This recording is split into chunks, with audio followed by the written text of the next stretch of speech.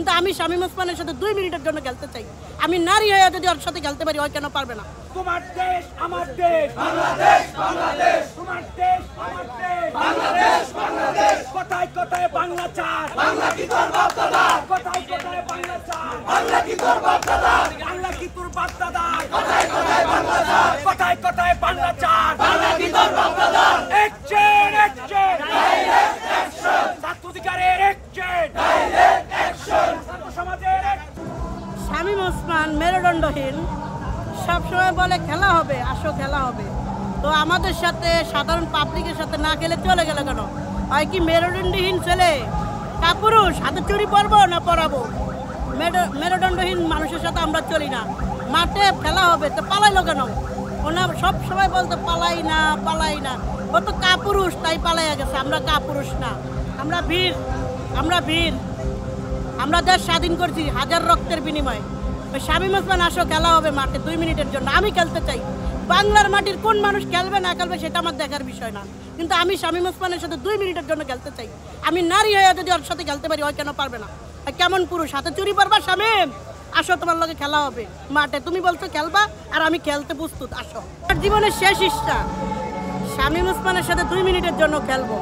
ও বলছে খেলা হবে আসো, আর আমি খেলার জন্য প্রস্তুত। তুমি কোথায়? আসো, 2 মিনিটের জন্য খেলবো। শেষ ইচ্ছাটা আমার পূরণ করো। শেখ হাসিনা পালাইছে, তাতে কোনো আপত্তি নেই, কিন্তু তোমারও দরকার আমার।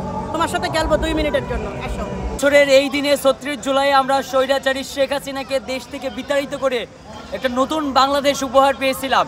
সেই দিনের বর্ষপূর্তিতে আমরা সকলে আনন্দিত। একই সাথে আমাদের মধ্যে সকলের মধ্যেই হতাশা কাজ করছে।